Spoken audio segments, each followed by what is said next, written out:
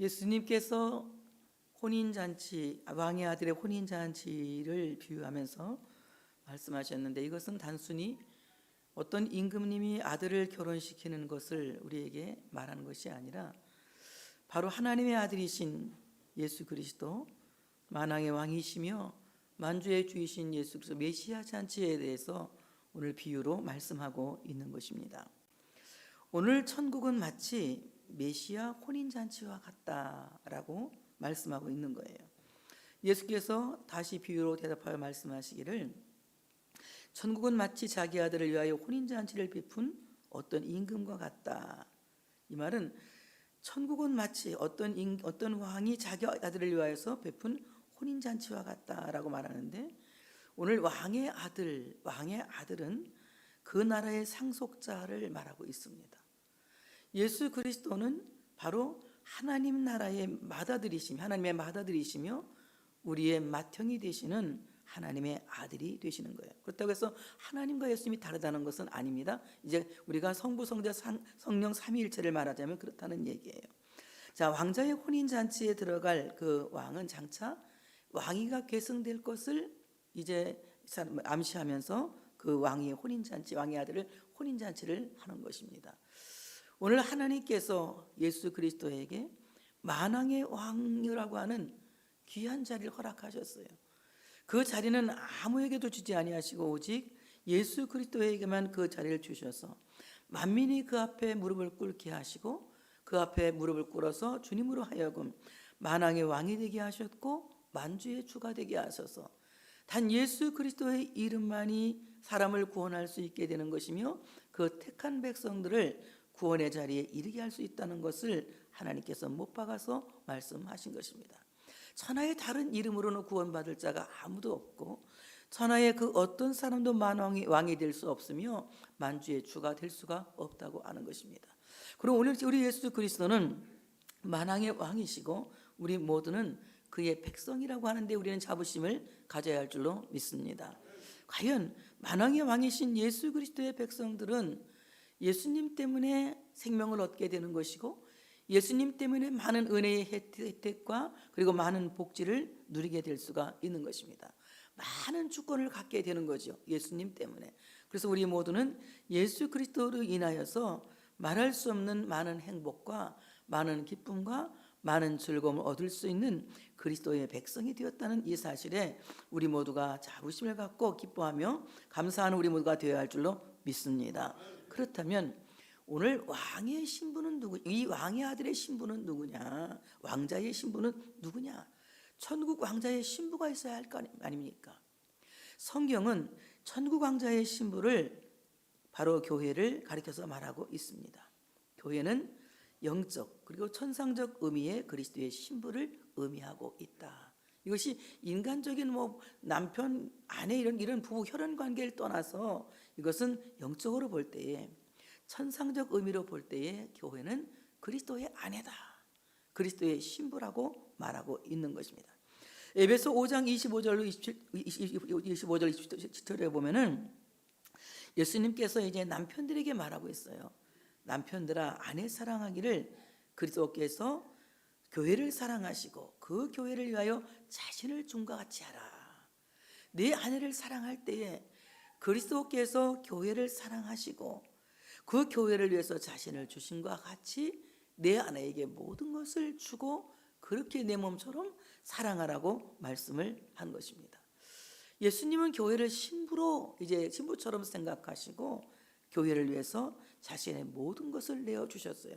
그래서 교회는 그리스도의 몸이 되는 것이고 교회는 그리스도의 피를 값주고 사신 그리스도의 피값으로 산 그리스도께서 속량하신 바로 이 건물이요 우리 모두요 우리 안에 성령이 계신 우리 모두가 교회라고 하는 사실을 믿으시기를 축복합니다.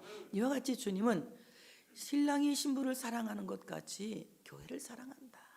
자신의 모든 것을 주어서 자신의 목숨을 주고 자신의 생명을 주고 자신의 생애를 주고 자신의 모든 것을 다 주어서 교회를 사랑한다. 그래서 교회는 하나님의 가치이고 교회는 하나님의 보배이고 교회는 하나님의 사랑이라는 거예요. 그렇기 때문에 교회는 어떤 경우에도 하나님이 버리지 않으세요. 교회가 어떤 어려움 때문에 동요는 있을지라도 그 동요로 인해서 오히려 더 성숙하여지고 더 알고게 되어지고 더 하나님을 사랑하게 할지언정 하나님은 교회를 버리지 않으신다는 거예요. 자, 이와 같이 주님은 교회를 사랑하시는데 마치 신랑이 신부를 사랑하는 것처럼 사랑하신다. 자, 그렇기 때문에 하나님께서 교회를 택하시고 교회를 신부처럼 사랑하시는데 그 교회를 사랑하시는데 어떤 방법을 통해 사랑하시느냐. 26절 27절에 보니까 에베소 5장 이는 곧 물로 씻어 말씀으로 깨끗하게 하사 거룩하게 하시고, 주님께서 주님의 신부인 교회를 물로 씻어 말씀으로 깨끗하게 하시고 그리고 거룩하게 하셔서 자기 앞에 영광스러운 교회로 세우사 티나 주름 잡힌 것이나 이런 것들이 없이 거룩하고 흠이 없게 하려 하심이라, 이렇게 말씀하고 있습니다. 바로 우리 주님께서 교회를 흠없는 교회, 무흠한 교회로 세우시기 위하여서 물로 씻는다는 거예요. 그리고 말씀으로 깨끗하게 하시고 그 말씀으로 거룩하게 하신다고 하는 것입니다. 오늘 흠이 없다 이 말은 히브리말 타밈이라고 하는 말인데 완전해서 비난할 데가 없다 이 말입니다. 그렇다면 교회가 완전해서 비난받지 않는 교회가 되려면은 오늘 말씀하신 그대로 물로 씻고 말씀으로 깨끗해져야 한다. 이럴 때 흠 없는 교회가 된다는 거예요. 세상에 흠 많은 사람들이 모여서 교회라고 하는 공동체를 이루는데 사람들이 모인 곳이 완전할 수는 없습니다. 다만 우리가 하나님의 말씀으로 깨끗하게 씻을 때의 그 교회가 참으로 완전해서 비난받을 것이 없는 교회가 될 수가 있다는 것입니다. 그럼 물로 씻는다 이 말은 헬라말 밥티스마라는 말을 생각할 수 있어요. 밥티스마, 세례라는 말을 생각할 수 있는데 이 밥티스마라고 하는 말은 무슨 말이냐? 목욕한다 또는 잠긴다 이런 뜻을 갖고 있어요. 씻는다, 물로 씻는다 이 말입니다. 거룩한 곳으로 나가기 위해서 정결 예식을 행하는 것이 세례의 예식이에요. 우리가 거룩한 성만찬에 나가기 위해서 세례를 받은 사람만이 성만찬에 나갈 수 있지 않습니까? 이와 같이 바로 하나님께서 주신 그 거룩한 물 속에 잠김 받은 자, 그 물로 씻음 받은 자가 거룩한 곳으로 나갈 수가 있는 것인데 오늘 물로 씻어 말씀으로 깨끗하게 하신다. 이 물이라고 하는 것은 하나님의 말씀을 상징하고 있는 것이다. 하나님의 말씀은 물과 같아서 하나님의 말씀을 들을 때에 죄로 오염된 우리의 마음이 씻어지는 거예요. 하나님의 말씀을 들을 때 내 마음에 통회가 일어나는 거예요. 하나님의 말씀을 들을 때 내 마음에 죄를 깨닫는 마음이 생기는 것입니다. 세상에 어떤 것도 우리의 죄를 깨우치지 못해요. 우리의 양심에 가책은 갖게 해도 죄를 깨우치게 하는 것은 세상에 어떤 방법도 없습니다. 다만 하나님의 말씀을 들을 때에 그 말씀이 내 마음을 찌르는 겁니다. 그 말씀이 나에게 충격을 주는 거예요. 그래서 그 말씀이 나로 하여금 어찌할꼬 하며 가슴치는 통해와 자복을 일으켜서 우리의 심령 성전을 깨끗하게 한다는 것입니다. 하나님의 말씀을 들을 때에 우리는 점점 자기 자신을 다듬어 가야 하고 하나님의 말씀을 통하여서 점점 하나님이 기뻐하는 사람으로 자기 자신을 빚어가야 된다는 것이에요. 하나님의 말씀을 통해서 우리는 점점 더 나은 사람으로, 더 하나님이 기뻐하는 사람으로 자기 자신이 하나님의 말씀을 통하여 성화되어 가야 된다는 것입니다. 하나님의 말씀을 듣지 않으면 내가 무슨 죄를 지었는지조차도 몰라요. 내가 어떻게 해야 깨끗하게 되는지조차도 모릅니다. 하나님의 말씀을 들을 때에 그 말씀이 우리를 씻어주는 것입니다. 히브리 10장 22절에 보니까 우리가 마음의 뿌림을 받아, 이 뿌림만 하나님 예수 그리스도의 피 보혈을 뿌린다는 거예요. 우리 마음의 뿌림을 받아 악한 양심으로부터 벗어나고 예수 그리스도의 피 뿌림으로 말미암아 그 보혈의 능력으로 말미암아 우리로 하여금 악한 양심에서 벗어난다. 본질상 진노의 자식이었던 참으로 영원히 멸망되어야 마땅한 죄인들이 그 원죄에서 그리스도의 보혈로 피 뿌림 받음으로 말미암아 이제 벗어나게 되는 것이다. 몸은 맑은 물로 씻음을 받았으니 참 마음과 온전한 믿음으로 하나님께 나가자.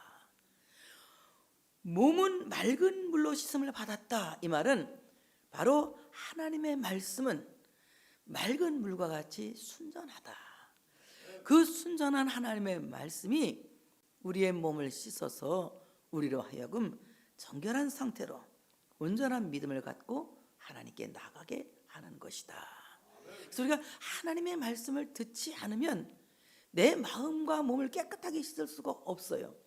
하나님의 말씀을 들을 때에 내 몸과 마음을 깨끗하게 씻을 수가 있는 것인데, 이 하나님의 말씀을 들을 때에 동시에 우리 안에 믿음이 생겨서 그 믿음이 우리의 몸과 마음을 깨끗하게 씻게 하는 것이다.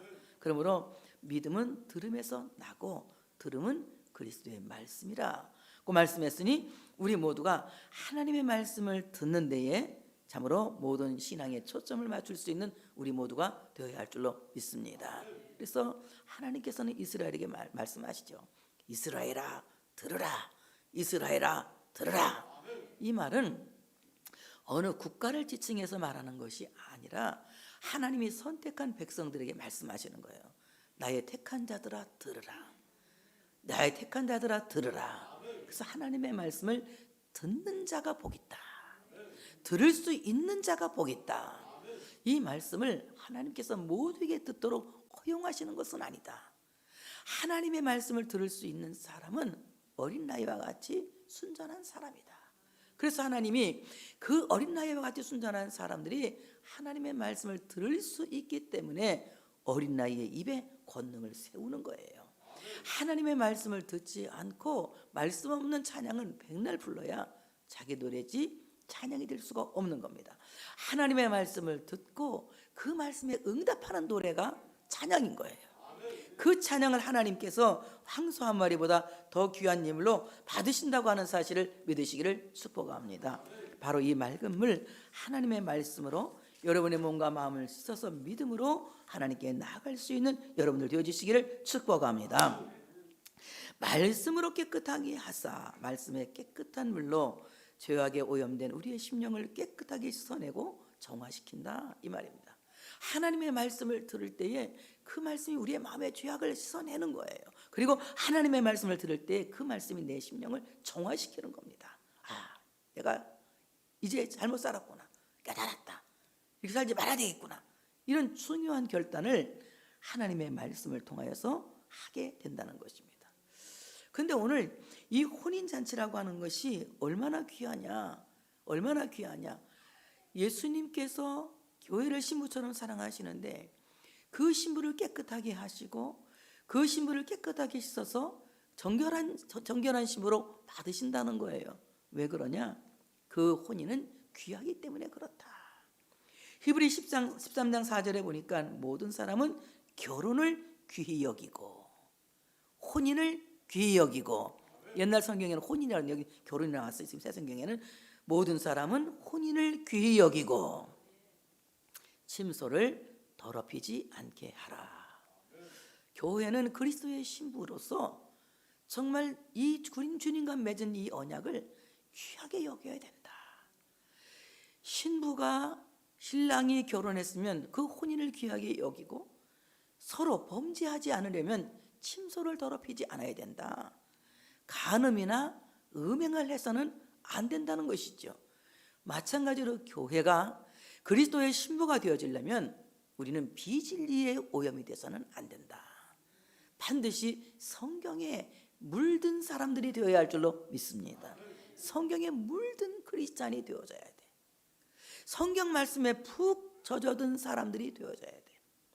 하나님의 말씀에 자신을 담그고 하나님의 말씀에 자신이 침수된 그 말씀의 세례를 충분하게 받아야만이 그리스도의 아름다운 정결한 신부가 되어질 수 있다고 하는 사실을 믿으시기를 축복합니다. 그래서 우리가 그리스도의 신부가 되어지려면 우리의 영적 침소를 더럽혀서는 안 된다. 하나님의 말씀이 아닌 다른 것들을 따라가고 다른 것들을 좋아하고 다른 것들을 선호해서는 안 된다.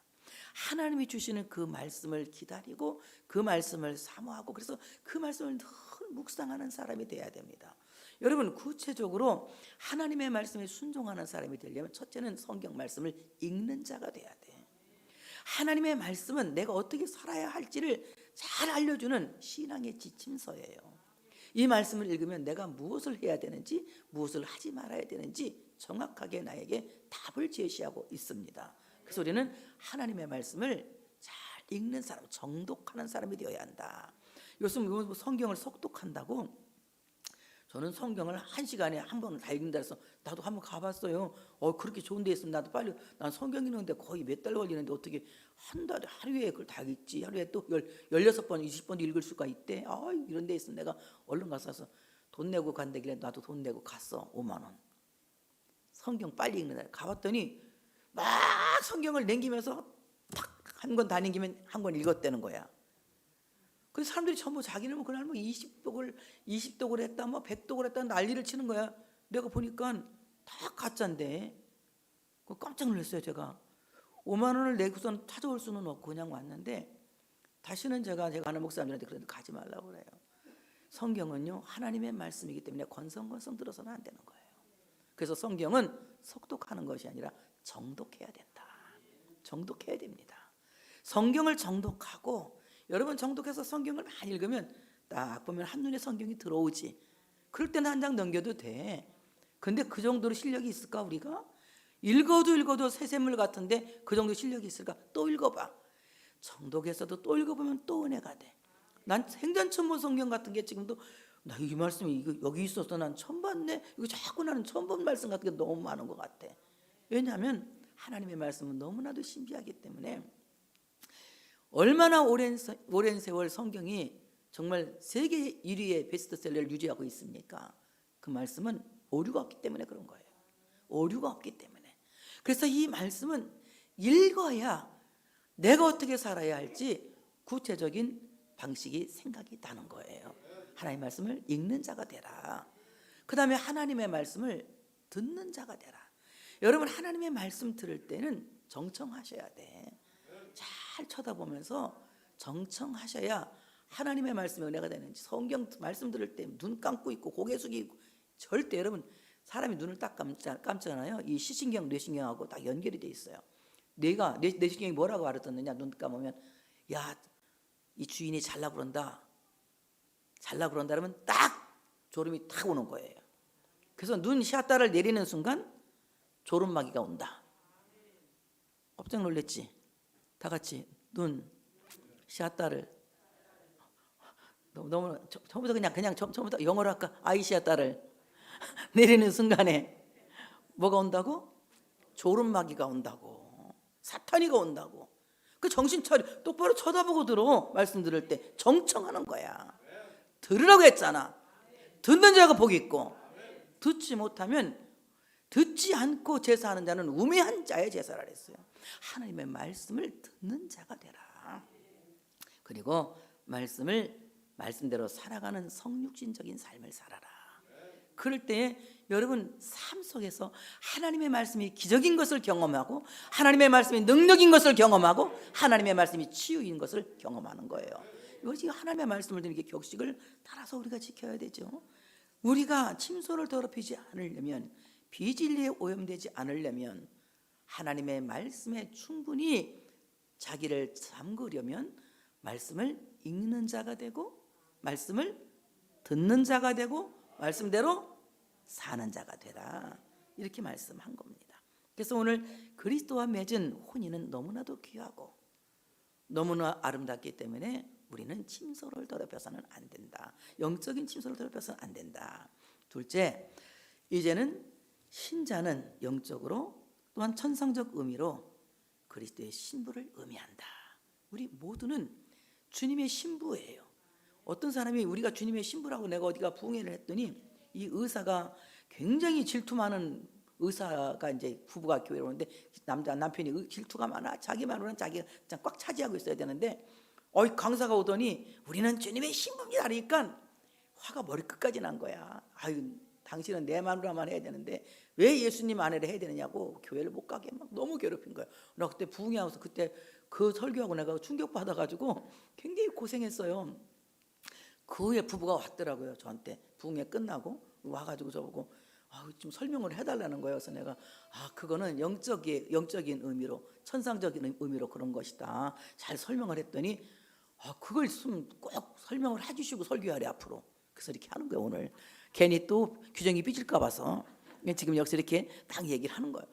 정말 우리가 그리스도의 신부가 되었다는 것은 남자는 아니고 여자만 기다, 그게 아니에요. 하나님 앞에서는 남자와 여자 성별이 없어요.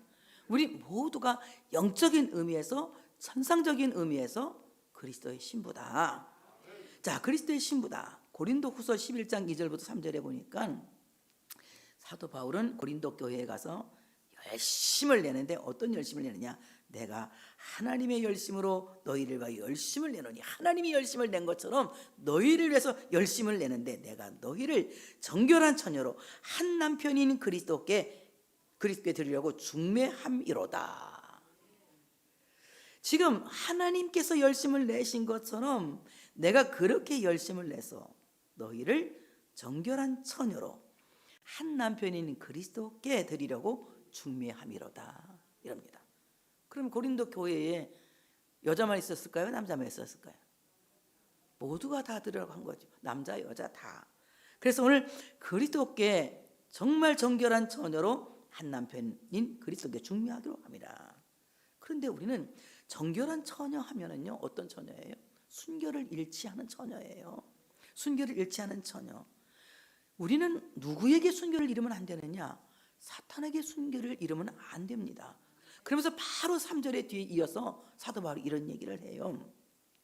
그러나 나는, 우려가 섞인 얘기. 이 그러나라고 말을 하면 조금 겁나지. 그러나 나는 뱀이 그 관계로 화를 미혹한 것 같이 너희 마음이 그리스도를 향하는 진실함과 깨끗함에서 떠나 부패할까 두려워하노라. 너희가 정결한 처녀로 그리스도의 신부가 되어져야 되는데, 혹시 너희가 하와처럼, 뱀에게 꾀임을 받아서 선악과를 먹은 하와처럼 너희 마음이 그리스도를 향하는 진실함과 깨끗함에서 떠나 부패할까 두려워한다. 지금은 너희가 진실해 보인다. 지금은 너희가 깨끗해 보인다. 그런데 너희가 이 진실함을 떠날까, 이 깨끗함을 떠날까, 솔직히 두려운 마음이 있다는 겁니다. 이 말씀은 뭐예요? 우리는 얼마든지 죄를 지을 수 있는 가능성이 있다는 것을 말씀하고 있는 거예요. 아무도 죄를 안 지을 수 있는 사람이라고 장담할 사람은 아무도 없어요. 우리 모두가 죄를 짓게 가능한 사람들입니다. 그렇기 때문에 항상 영적인 거룩한 두려움을 갖고 살아야 돼. 내가 하나님을 떠나면 어떡하지? 내가 하나님을 향한 진실함이 떠나면 어떡하지? 내가 하나님을 향한 이 깨끗하고 순수한 신앙이 떠나면 어떡하지? 이런 거룩한 두려움이 우리 안에 있어야 돼. 어떤 경우에도 내가 믿음을 지키도록 나를 도와주시기를 원합니다. 늘 성령님께 자기를 중보하고 자기를 기도하는 사람이 되어져야 되는 거예요. 이럴 때에 우리는 순결을 잃지 않은 그리스도의 신부로 주님께 우리를 드릴 수가 있다는 것입니다. 여러분, 주님 오시는 날 둘러리로 주님 만나지 마시고 꼭 신부로 만나시기 바랍니다. 순결한 신부가 되어서 주님 오시는 날 공중에서 예수님을 신부로 맞이할 수 있는 우리 모두가 되어지기를 축복합니다. 자, 이렇게 잔치를 벌려놓고 왕이 종들을 보내서 사람들을 초청하는 거예요. 이 종들을 보냈다고 하는 말은 이제 선지자나 사도나 지금 우리 같은 목사나 이런 전도자나 이런 사람들을 보내서 전도한 겁니다. 지금도 여러분 전도를 듣고 있는 거예요. 김용희 목사의 전도를 듣고 있는 겁니다. 전도 안 받는다고 이제? 믿었으니까 계속 받아야 돼. 지금 전도를 듣고 있는 거예요. 지금 요나도 가서 전도했잖아. 니네 사람들 막 전도를 하고 있는 거예요. 근데 세상에 살면서 세상에 있는 모세의 전도를 듣지 않으면 어디 갈 수 없어? 천국에 못 들어가. 여기서 전도를 열심히 듣고 하나님의 말씀을 통하여서 자기를 계속하여 정화해야 되거든요. 그런데 오늘 종들을 보내서 하나님이 그들을 보내서 사람들을 초청하는 겁니다. 여기 청한 많은 사람들을 이제 전인잔치 오라고 청합니다. 이 들자는 복수잖아요. 그러니까 한 사람만 불렀다는 것이 아니라 많은 사람들을 불렀다는 거예요. 하나님은 나 하나를 사랑하지만 우리들을 쓰신다. 다 같이 하나님은 나를 사랑하지만 우리들을 쓰신다. 이해가 좀 됐어요? 이게 공동체 정신이에요. 하나님은 나만 쓰셔야 되고 나만 사랑하셔야 된다는 외골수적이고 이기주의적인 생각은 공동체에서 빵점이에요. 하나님이 가장 기뻐하신 거 다 같이 하나님은 나를 사랑하시고, 단수로 얘기하면 하나님은 나를 사랑하시고 하나님은 우리들을 쓰신다. 이렇게 하나님은 많은 사람들을 오라고 부르시는 겁니다. 그런데 가서 오라고 우리 왕 임금님이 이 아들을 장가들이니까 와서 좀 참석해서 많이 음식 먹고 맛있게 먹고 가라고 초청하니까 사람들이 오기를 싫어했다고 그랬어요. 오기를 싫어했다. 전도에 보면 정말 오기 싫어하는 사람 너무 많잖아요. 막 전도지 찢어버리고 막 신경질 내고 그런 사람 많잖아요. 오기를 싫어했다. 완고한 마음으로 끝끝내 거절했다 이 말이에요. 전도하다 보면 그런 사람도 있어요. 그런데도 여러분 전도하셔야 돼. 교회도 그렇잖아요. 끝끝내 말 안 듣는 사람이 있잖아요. 하나님의 말씀을 잘 듣는 사람이 되는데 안 듣는 사람들이 있잖아요. 이게 끝끝내 거절하고 안 듣는 거예요.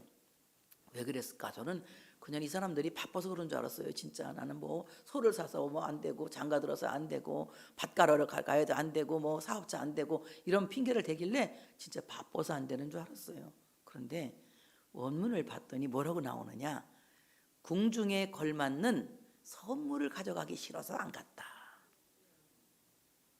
아니 임금님 아들 결혼식에 가려면 그래도 수준 있는 선물을 가져가야 되잖아. 그 선물이 부담스럽고 그 선물이 하기 싫어서 공중잔치에 안 갔다는 거예요. 교회 내에도 그런 사람들 많이 있어요. 저는 이 전도하다 보면은 믿다가 낙심난 사람들 보면 나 교회 안 가요. 했더니 왜 안 가냐고 그 전에 물어보면 교회 갔더니 뭐 대머리 까진 목사가 매미채를 들고 돈 내놓으라. 우리 노래도 있었어 그거. 예배당에 갔더니 대머리 까진 목사가 매미채를 들고서 돈 내놓으러 가더니 이게 우리 노래였어 어릴 때. 난 괜히 교회 다니면서 따라 불렀어 애들이 부르니까. 우리 목사님 대머리가 까졌거든. 우리 그 동네가 그런 노래 부르고 교회 가면 매미채 돌리고 돈 내란다고 교회 안 간다는 거야. 아, 이 말씀은 그때 생각이 딱 나더라고. 그렇지. 우리가 주님 앞에 나와서 하나님께 예물을 드리고 헌금하는 거는 바로 왕이신 하나님의 아들 예수 그리스도의 혼인잔치에 걸맞는 선물을 드리는 거야. 그렇기 때문에 여러분 기쁨으로 감사함으로 하나님께 예물 드려야 할 줄로 믿습니다. 근데 그 전도를 듣고 그들이 돌아보지도 않았다. 이 말은 도외시했다. 쳐다보지도 않고 개의치 않았다는 거야. 뭐 그냥 안 쳐다봤다는 거야. 그리고서 남은 자들은 종들을 잡아서 모욕하고 죽이기까지 했어요. 선지자들을 박해하고 죽이고 마침내는 상속자까지 죽이지 않습니까? 그래서 하나님께서 오늘 왕이 화가 났어요. 임금님이 화가 났어요. 이제 군대를 보내서 살인한 자들을 진멸하고 그 동네를 불살르고 다시 종들에게 혼인잔치가 이미 준비되었으니 청한 사람들은 합당하지 아니하니 네 거리로 가서 만나는 대로 혼인잔치에 청하여 오라. 종들이 나가서 악한 자나 선한 자나 그냥 만나는 대로 혼인잔치에 들어왔더니 혼인잔치 자리가 가득하게 됐다. 이렇게 이제 말씀하고 있어요. 오늘 종전에 청한 사람들은 너무나 끝끝내 거부하고 완고한 마음을 갖고 오늘 이 궁중잔치에 오기 싫어하는 그 인색한 마음을 가진 자들은 여기에 합당하지 않다. 이 말은 이제 헬라 말로 악시오스라고 하는 말인데 이 말은 무슨 말이냐? 어울리지 않는다. 어울리지 않는다. 여러분 구원받기에 어울리지 않는 사람들을 하나님이 한번 불러서 전도자를 통해서 막 전도하지만 구원받기에 어울리지 않는 사람들은 끝까지 교회 나올 수가 없다는 거예요. 여러분이 지금 이 예배당에 나와서 왕의 아들의 잔치에 여러분이 지금 참석하고 있는 거예요. 여러분이 여기에 잘 어울리는 신자가 되시기를 바랍니다. 이 왕의 잔치에 어울리는 신자가 돼야 돼. 어떤 사람? 이 잔치가 정말 기쁘고 이 잔치가 정말 기대가 되고 이 잔치가 나를 행복하게 하고 이 잔치가 나에게 복지를 주고 이 잔치가 나의 인생을 책임질 참으로 왕이 태어나는 잔치다 생각하면 여러분 기대가 되지 않습니까? 이와 같이 우리는 기대하는 마음으로 이 잔치에 참석하기에 어울리는 사람들이 되어져야 된다는 거예요. 그런데 그들이 오지 않으니까 사람들을 만나는 대로 데리고 오는 거예요. 누가복음 14장 21절 23절에 보니까 거기 아주 구체적으로 누굴 데려왔는지 나옵니다. 가난한 자들과 몸이 불편한 자들과 맹인들과 저는 자들을 데려왔다. 그리고 그래도 안 되니까 막 사람들을 강제로 데리고 와서 강권해서 그 집을 채웠다. 이렇게 적혀져 있어요, 누가복음에는. 그러니까 굉장히 사람들을 데려오려고 애를 쓰는데, 사실은 이 누가복음 14장에서 데려온 이 사람들은 바리새인들이 굉장히 혐오하는 자들이에요. 바리새인들은 자기들이 굉장히 아주 대단하다고 생각을 하거든요. 그렇기 때문에 몸이 아픈 사람들, 가난한 사람들, 연약한 사람들은 아주 업신여기고 깔보는 것이 바리새인 사회에 이제 일어나고 있는 그냥 보통 일입니다. 그러니까 세리와 바리새인이 둘이 똑같이 성전에 올라가 기도를 하는데, 이 바리새인은 다 좋은 자리에 올라가서 손을 들고 기도하지 않습니까? 저 교회도 잘 못 들어 구덩이에 서서 그냥 감히 얼굴도 못 들고 기도하는 세리를 향해서 말해요. 난 저 세리와 같지 않고, 난 남에게 토색한 일도 없고, 나는 잘못한 것도 없고, 나는 일주일에 한 번씩 뭐를 드리고 11조를 드리고 막 자랑을 하고, 그 저 밑에서 울면서 일어나지도 못하는 세리를 향해서 비난의 기도를 퍼붓지 않습니까? 그때 주님은 바리새인의 기도를 칭찬한 것이 아니라 저 밑에서 가슴을 치는 세리의 기도를 칭찬하세요. 자, 이와 같이 우리는 하나님께 합당한 자가 되려면 정말 내가 연약함을 그대로 하나님 앞에서 그대로 고백해야 돼.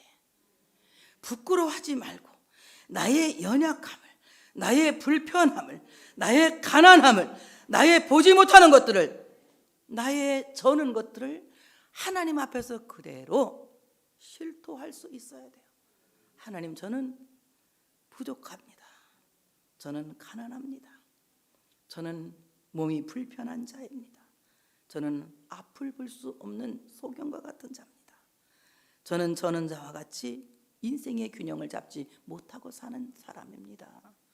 이런 마음으로 하나님 앞에 자기 자신을 실토할 때에 주님이 비로소 그 사람을 긍휼히 여기시고 불쌍히 여기신다고 하는 사실을 믿으시기를 축복합니다. 자, 이렇게 해서 자리가 이제 다 채워지니까 임금님이 손님들을 보려고 나옵니다. 어떤 사람들이 와 있나 하고 딱 보니까 예복을 입지 않은 사람이 한 사람 들어와 있는 거예요.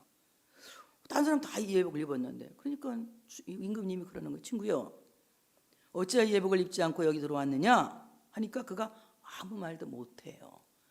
저는 옛날에 이 성경을 읽을 때요, 이 사람이 아마 바빠서 그냥 장에서 막 그냥 전도 받아가지고 오다 보니까 예복을 못 챙겼나 보다.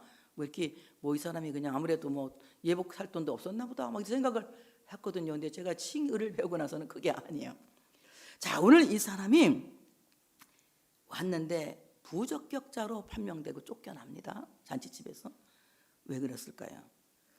고대 근동 사회에서 혼인잔치를 하게 되면 혼주는 손님들의 예복을 준비하는 거예요.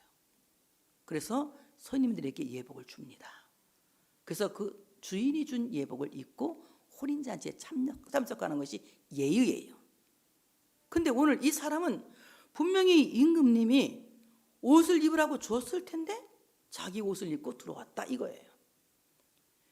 왕이 준 옷을 입지 않고 자기 옷을 입고 혼인잔치에 참석한 거다 이거예요. 여러분, 오늘 이 말씀을 한번 가만히 생각해 보세요. 여러분은 지금 자기 옷을 입고 있는지 예수님이 주신 예수의 옷을 입고 있는지 자기 자신 한번 살펴보세요. 내가 주님 앞에 나올 때에 내 옷을 입고 내 의를 자랑하고 내가 한 모든 행위를 자랑한다면 이 사람은 자기 옷을 입고 혼인잔치에 들어온 사람이에요. 그러나 예수를 자랑하고 십자가의 공로를 자랑하고 예수님의 은혜를 자랑하는 사람은 그리스도께서 우리에게 주신 칭의의 옷을 입고 들어온 사람입니다. 우리가 주님이 주신 예수의 옷, 그리스도의 옷, 의의 옷을 입지 아니하고는 아무도 혼인잔치에 택함을 받은 자가 될 수 없다. 초청은 받았을지라도 택함을 받지 못한 자가 되는 것입니다. 왕이 주는 예복을 입지 않고 자기 옷을 입고 왕의 아들 결혼식장에 들어온 자는 자신의 지식이나 자신의 행위로 구원을 받는다고 주장하는 율법주의자들이다. 율법주의자들은 아무도 구원에 이를 수 없고 구원받을 수가 없다는 것을 우리가 알아야 된다는 것입니다. 오직 예수로 옷 입어야 예수님 때문에 구원받게 된다고 하는 사실을 믿으시기를 축복합니다. 그때에 임금이 뭐라고 합니까? 임금이 사환들에게 말하되 그 손발을 묶고 바깥 어두운 데로 내던지라. 거기서 슬피 울며 이를 갈게 되리라 하니라. 저는 이 말씀을 준비하면서 너무너무 충격을 받았어요. 임금이 사환들에게, 그러니까 하나님이 심판하실 때 심판주 옆에 함께 심판을 담당하는 전령들에게 말하는 거예요. 그 손발을 묶고 손발을 결박하라 이겁니다. 여러분, 손발이 묶기, 우리가 뭐 안 될 때 뭐라 그래? 손발이 꽉 묶였어. 그렇게 뭐 일이 안 풀리면 뭐라 그래? 나 손발이 다 묶였어. 이러지 않습니까? 너무너무 절망스러워서 아무것도 할 수 없을 지경이 되면 내 손발이 묶였어, 이런 얘기를 우리가 하지 않습니까? 예수로 옷 입지 않으면 우리는 손발이 묶이는 거예요. 손발이 묶여서 하늘나라 가는 길은 형통 불형통이 아니라 아예 안 된다. 아예 안 된다. 예수님의 옷을 입지 않으면 우리가 살아가는 모든 삶 속에서도 우리는 형통한 삶을 살 수가 없다는 거예요. 우리의 손과 발이 묶일 수밖에 없다는 것입니다. 여러분, 손발이 묶인 결박의 상태로 살지 않기를 원한다면 예수로 옷 입으시길 바랍니다. 그리스도로 옷 입으시기 바랍니다. 칭의의 옷을 입으시기 바랍니다. 칭의의 옷을 입을 때에 우린 손발이 묶인 자가 아니라 진리 안에서 자유를 얻은 자가 되는 거예요. 정말 속박당하는 자, 손발이 묶여서 아무것도 할 수 없는 무능하고 무력한 자가 아니라 진리가 너희를 자유케 하려 하는 말씀대로 진리 안에서 자유하며 주님의 은혜로 말미암아 만사 형통하게 되는 이런 귀한 복을 예수로 말미암아 얻어지는 은혜다. 예복을 거부한 자, 예수의 의로 옷 입지 않은 자는 손발이 묶인다. 저는 이 말씀 보면서 너무 충격받아요. 손발 안 묶이려면 예수로 옷 입어야지. 내 자랑하지 말아야지. 십자가만 자랑해야지. 예수님만 자랑해야지. 예수 공로만 자랑해야지. 예수님 자랑하기도 바빠. 내 자랑할 게 또 뭐 있어? 할 게 뭐 있어? 우리가 나는 자랑할 더 없어. 키도 쬐끔하고 할 거 아무것도 없어. 예수님을 자랑할 수 있는 우리가 되어야 할 줄로 믿습니다. 예수님을 자랑하는. 그리고 뭐랍니까? 저 사람을 묶어서 바깥 어두운 데로 내던져라 이럽니다. 바깥 어두운 데는 지옥을 가리켜서 말하는 거예요. 바깥 어두운 데 내던져라, 게헨나라고 하는 지옥으로 내던져라 이 말입니다. 게헨나, 이 말은 흰놈의 골짜기 또는 살육의 골짜기라고 해요. 예루살렘 사람들이 가졌던 쓰레기를 갖다 태우는, 말하자면 난지도 같은 쓰레기 소각장이에요. 오늘 저 예수로 옷 입지 않은 저 사람은 한 줌의 흙에 불과하고 하나의 티끌에 불과하니 저 쓰레기 같은 인생을 지옥불에 던지라는 겁니다. 여러분, 예수 안 믿으면 우리는 쓰레기나 마찬가지예요. 예수 안 믿으면 우리는 진흙이나 마찬가지예요. 예수 안 믿으면 우리는 티끌에 불과한 것이고, 예수 안 믿으면 미생물만도 못한 정말 죄인 중에 괴수요, 그야말로 버러지만도 못한 인간인 것입니다. 우리는 예수 믿는 사람이 될 때에 믿음으로 존귀한 사람이 되는 거예요. 믿음으로 존귀한 사람이 되는 겁니다. 그래서 우리는 믿음으로 말미암아 존귀한 하나님의 자녀로 살아가기 위해서 예수로 옷 입어야 할 줄로 믿습니다. 지옥의 골짜기, 게헨나의 골짜기, 정말 쓰레기 소각을 하는 그 소각장에 우리의 영혼이 던져지는 비극이 있어서는 안 된다. 오늘 여러분은 메시아 잔치에 모두 참석하셨습니다. 이 사순절에 우리 주님께서 여러분에게 다 지금 의의 옷을 한 벌씩 주셨어요. 이것은 내가 준비하는 것이 아니라 하나님이 주신, 은혜로 주신 은혜의 옷인 것입니다. 여러분, 이 옷을 입기 원하면 입으시기 바랍니다. 내 자랑하지 마세요. 절대 내 공로 자랑하지 마세요. 주님만 자랑하세요. 십자가의 공로만 자랑하세요. 이런 사람이 의의 옷을 입은 것입니다. 주님께서 여러분들을 가장 아름다운 신부로, 우리 성민교회를 가장 아름다운 신부로 받으신 줄로 믿습니다. 주님 앞에서 티나 주름이 없는 교회가 되기 위해서, 말씀에 바로 선 교회, 주님 앞에 정결한 신부가 되기 위하여서 비진리에 오염되지 않은 그리스도인이 되어서 정말 주님 앞에 갈 때에 주님의 신부로, 사랑받는 신부로 주 앞에 설 수 있는 예복 입는 크리스찬이 되어지시기를 축복합니다. 이렇게 영광의 박수 올려드리겠습니다.